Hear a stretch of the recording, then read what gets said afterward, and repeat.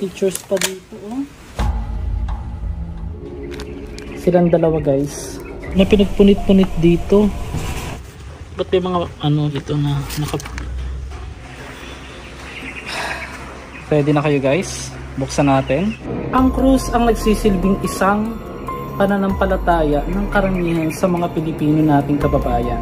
Pero bakit humantong na sa krus na ito ay may nakuhang mga kakaibang bagay, lalo na ang mga larawan ng mga tao na individual, at parang ito ay ginamit sa something na hindi natin maipaliwanag kung sa masama ba ito o sa mabuti. Ano nga ba ang kaugnayan ng mga larawan na inilagay sa isang sementeryo na ating nadiskubre sa Mindanao nitong nakaraang linggo lamang bago ang bagong taon?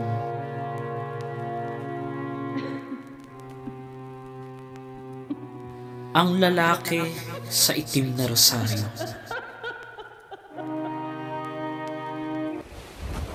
Ay, sus me. Lakas ang hangin.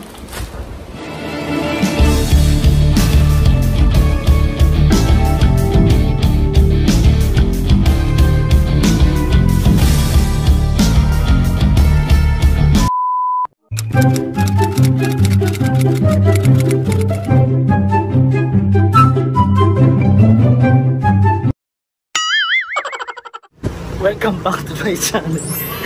Sugod agad ano. Kakadating ko lang dito mga master. Nandito tayo sa isang sementeryo na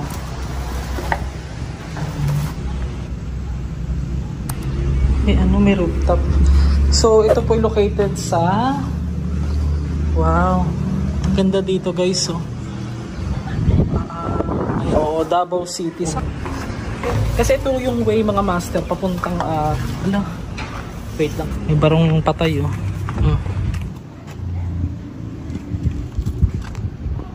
So yun nga guys, na-open up ko sa inyo nung nakaraan na hindi na ako magbo-vlog sa mga sementeryo.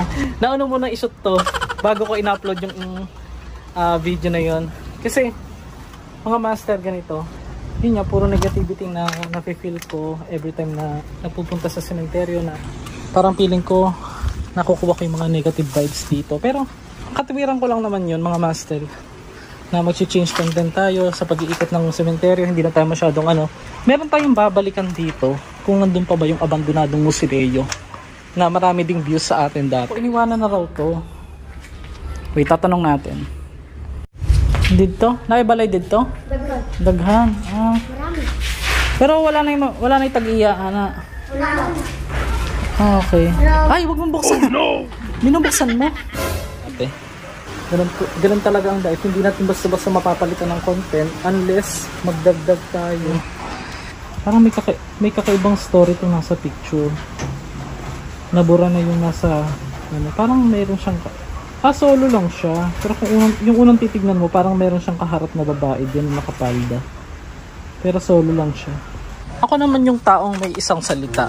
At yung mga nagsasabi din sa mga comment, salamat din kasi kumbaga habang tumatagal tayo sa larangan ng pagba-vlog ay nagiging matured tayo.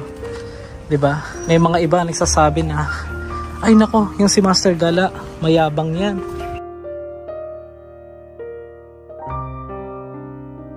Mayabang yung magsalita, ano 'yan? Ganito kasi yung guys. Hindi nyo po yung personality ng tao, hindi natin pwedeng husgahan hanggat hindi natin nakakasama. So sa akin, pamantayan ko naman po sa buhay, kanya-kanya tayo. Sa totoo lang, minsan lang tayo mabuhay sa mundo, ipaglaban natin ang dapat meron sa atin. Ako, hindi naman ako naghahanap ng multo sa sementeryo. Ako daw dati, puro ikot-ikot lang sa sementeryo, gala-gala ngayon doon, nagpupunta na ako sa haunted house, sa ano pakialam mo, kaya nga Master Gala kahit saan pumunta yan, kahit hindi nga sementeryo, kung totoo sila, mas gusto ko lang talagang i-vlog ang sementeryo. Although, na-upload ko na muna yung nakaraan na hindi na ako magbablog sa sementeryo, pero it doesn't mean na mag-i-stop na talaga. May sinabi ko dun na muna. Oo. So, ito yung pinaka-ano nila. Ay! Naku, nabasa na yung motor ko dun sa labas. Hindi kasi makakapasok yung motor dito sa labas eh. Meron ditong cruise. Tapos may mga ano ba yan? Ay, ba't may mga picture? Ayan o. May picture dito. Ayan, may mga underwear. Hala. Ito na naman ako sa ano.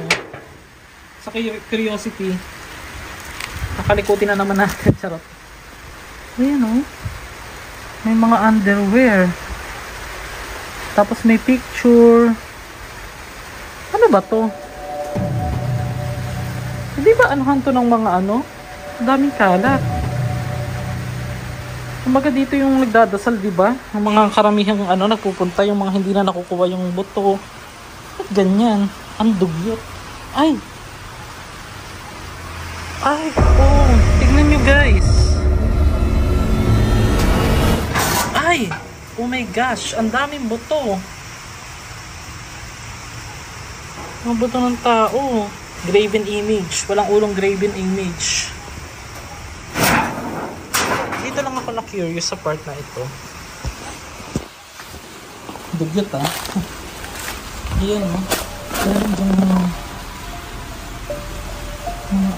makagamit ng patay yung mga underwear na yun. Kaya lang brat panty eh. Ayan o. Drip. Panty. Tsaka bra. Ba't may mga pinagpupunit-punit na pictures? Ayan. Ayan o.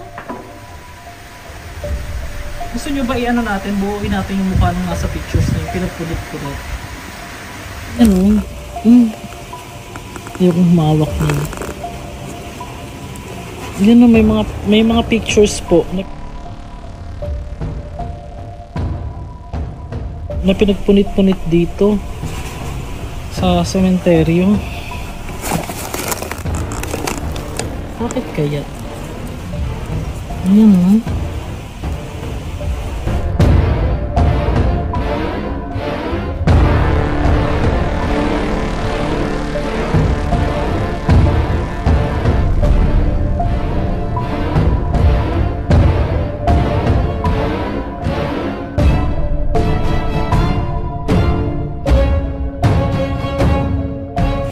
Marami sila.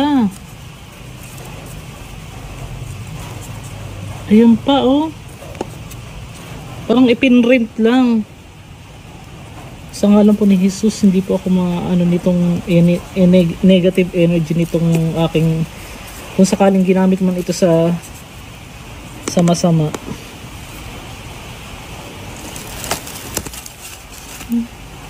Ay guys. Hala. Oh my gosh. Kinulam sila. Tama ba? Ito na naman tayo. Ayan o, may mga... Ano ba yan? Pin? Kala ko kinulam na naman eh. Ayan o, may matigas na panty pa dito. Comment below, naninigas ba yung panty nyo guys? Sus mia marimar, hindi ko pa hinawakan.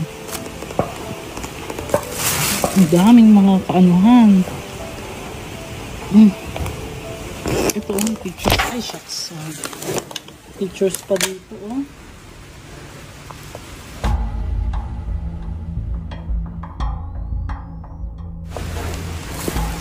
Sino nagdala ng pictures sa cemetery? Comment below kung buhay pa yan. Kung kilala mo, nalagay ko yung picture mo dito.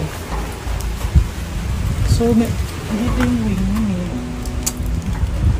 Pero kasi ditong part na nag-good. Sa amin kasi, yung lugar na let's say Manila, ang Manila is galing, hinango siya sa salitang nilad o yung flower, yung bulaklak po na madalas nakikita yun sa some parts ng river yata, kung di po ako nagkakamali. Hanggang sa naging may nilad dapat. Ay, may nilad. Ibig sabihin may bulaklak. Yung bulaklak na uri ng bulaklak yun. Hanggang sa tumagal ng panahon, naging evolve history, naging may nilad.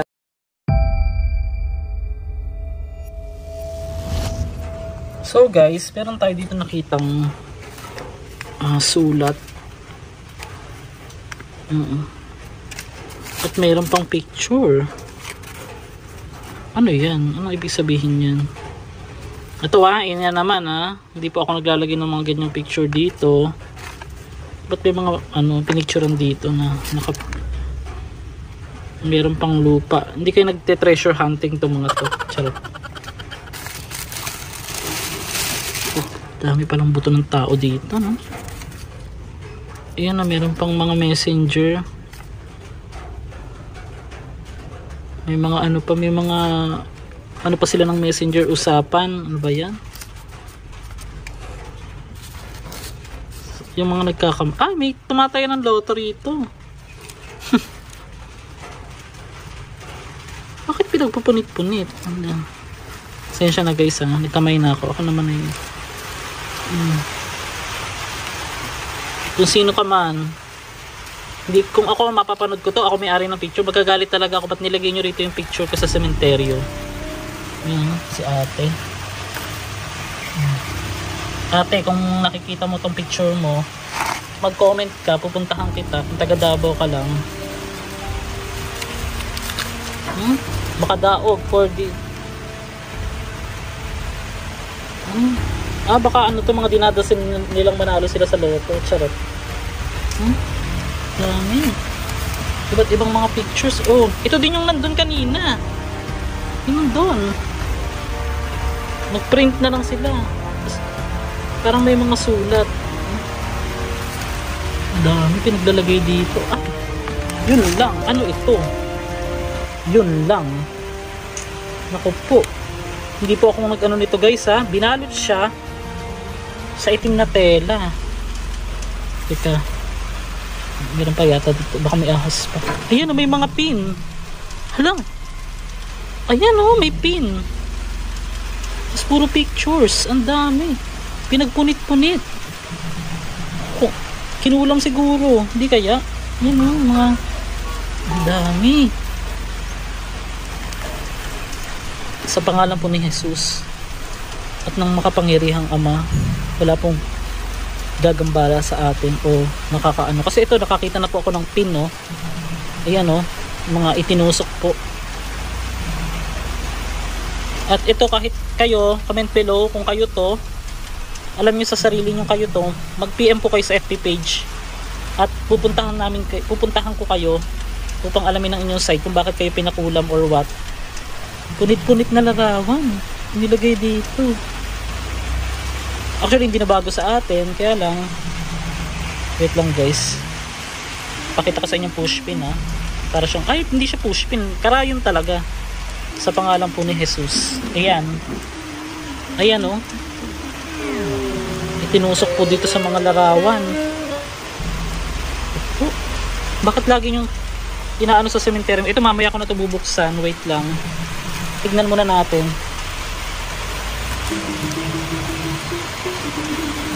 May mga stapler. Ang mga picture, pinag-stapler nila mga picture. Parang isang pamilya, ang dami.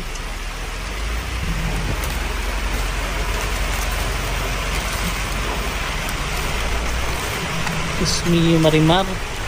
Ba't ba ginagawa sa kapwa? Ginagawa nyo sa kapwa nyo yung mga ganyan. Ang dami. Oo. Daming picture sir. Nakita ko. Ano to? Picture mo kayo. Hindi, ba't pinagpupunit-punit? May mga nakatusok na Arbon? Hindi, ito yung ganito ba? Karayom. Gidaot ni? Kinulang? Pangalan ito nga. Nasa Panlungon. Sa Kabaong? Ano to? Saan nakita ko dito. Naka-video ko kanina. Hindi ko alam kung anong laman ito.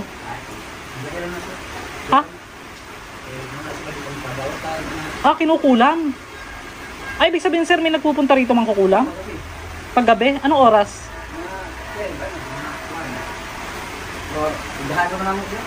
Marami dito nagpupunta? Alas 12 ng gabi, tapos nilalagay ito. Paano mo nalalaman, sir, na pangkukulam yung mga yun? Eh, yung may, ano ba, yung bana nila, may ibang, ano ka na. Iba-iba kasi, sir, yung iba, inggit eh. Diba? Inggit po sa negosyo mo sa... Oo. Ano ba mo? Kaya lang, nagtaka lang ako, ba't ang daming pictures na may mga... Ito ka, madlog mo. Ano ka dito isa? O dili man. Ilag-vlogger man ako, dugay na ako nagbablog. Oo, ako lang talaga mag-isa. Naa pa dito yung katong abandon na balay. Ang dito? Oo, yung abandon na may lungon, na ilungon. Katong, hindi raw ba ako natatakot? Ako lang mag-isa. Sanay naman tayo mag-isa. Ito lang ang gusto ko malaman. Ready na kayo guys? Buksan natin. Ito guys, ito yung itim na tela na may nakabalot sa loob. Inuulit ko po, sa pangalan po ng makapangyarihang Jesus. Bubuksan natin ito. Ito raw yung ginagamit. Ay, hindi sa mga nakausap natin. Yung ibang mga nagloloko daw yung mga asawa nila. So parang normal na sa kanila na nakakakita na nung nagpupunta rito na mangkukulam tuwing alas 12 raw ng gabi. Dito sa sementeryo to, nakikita daw nila na naglalagay dito talaga ng mga ritual. So ito, ibinalot siya sa itim na tela. Buksan natin kung ano yung laman.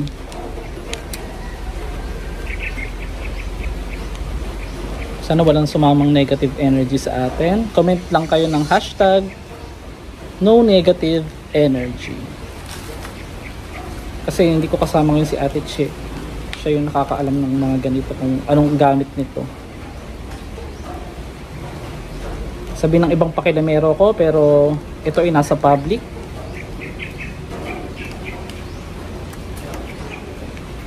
At may matigas akong bagay na nakakapa sa loob. Ay!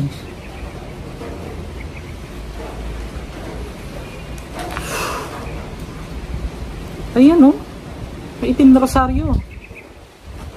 Ay, sus me. Wala, lakas ang hangin. Kumangin bigla, guys. Creepy. Itim na rosaryo. Ayun, no?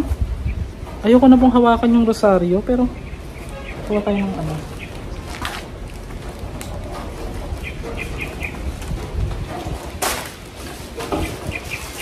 Ito itong plastic. Kamay na natin. So, yung itim na rosaryo, meron pang ano, oh. Meron pang 30 pesos na halaga. 30 pesos lang pala itong rosaryo. Comment below. Ayan, oh, nakalagay, oh. 30 pesos. At ito na, magaan siya. First time ko nakakita ng gantong bonggang itim na rosaryo.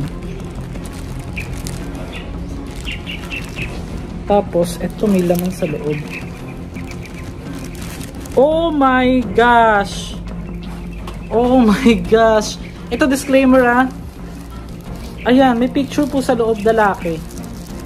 Okay lang ba? Pakita ko ba guys? Kasi baka sabihin na ibang gawa-gawa ito eh.